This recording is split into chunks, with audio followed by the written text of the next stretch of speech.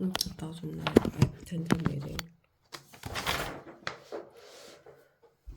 the wedding of News International Chief Executive Rebecca Brooks. The ceremony took place by a lake at a country estate. It stood next to TV. Stood next to TV when Pierce Morgan fight Mohammed Deck. While my editor was a few yards away, Rupert Murdoch was closer to the action. David Cameron hung back off the slope. Gordon Brown, the Prime Minister, arrived late, with all eyes turning to him as he walked down the lake. At the reception, I had a brief conversation with Mr. Cameron. I said I hoped he would not win the coming election, but that if he did, and if he would act to improve political debate and standards in the press, I would support him. For some time, the journalist in me had known that the relationship between politics and the media was not serving the public, but it was my first-hand experience of this developing culture of abuse and negativity that convinced me Britain's press and 24-hour news were making it more difficult for elected leader to govern. It's got worse, hasn't it? He said. I replied that he would be a much stronger prime minister were he to take office, not feeling he owed anything to the big media groups. At that point, Mr. Murdoch joined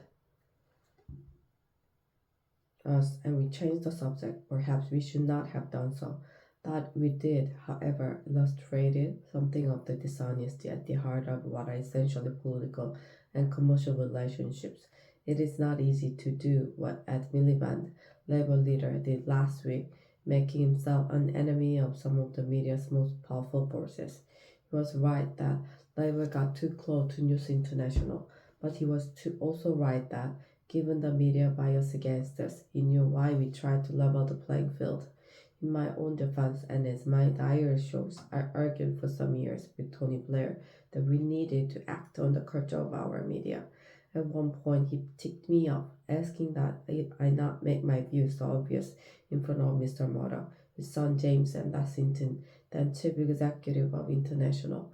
Ultimately, Mr. Blair thought the press had become a problem, but that given all our other priorities, people would not understand our taking them on. He also thought it would look like revenge for the fact they had turned against us, and there were political considerations too. Trying to govern and win election, and it's hard enough without the press being against you. I accept that all of us. At times, media support was something we credited at the expense of positioning of principles on media issues. But that trap has now been sprung. The latest revelations have forced the police, News International, and the government to act. The police will not be more vigorous. News International will continue with their kamikaze crisis management, which one day will be studied as a textbook case of how not to do it. But the most important development are the Prime Minister during inquiries into press practices and a new system of regulation. These mean we now have a once-in-a-generation opportunity for a new settlement between politics, the media, and the public. Nobody can argue that we have the press we deserve. Pressured by technological change, a dominant strain of Britain's media has gone into a spiral of decline, in which this scandal is only the most dramatic development. Mr. Cameron did not look comfortable announcing the reviews. He had personal relationship at stake, and given he hired Andy Corson as his communications director, his judgment is due. Already the backlash from part of the press has begun as they seek to maintain that anything but toothless self-regulation is an assault on a free press. But Mr. Cameron must stand back from all of that and ask himself, what is the right thing to do? He did some of it last Friday. The judicial inquiry should be far-reaching. The news of the world is far-reaching, far from alone in the use of dubious and illegal practices, as widely ignored reports from the Information Commissioner have shown. Part of Britain's media reminds me of the trade union before Mrs. Thatcher. They feel untouchable.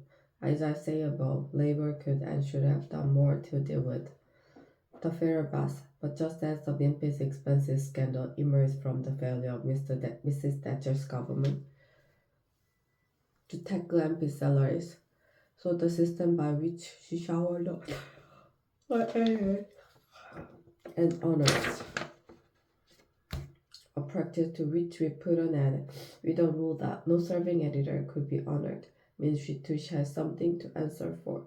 Whatever the past, it is Mr. Cameron, Miss who must lead the country to a better place. Mr. Miliband has shown himself capable of playing a good and principled part, and so should the public. Ultimately, political debate will only improve if the public wanted to.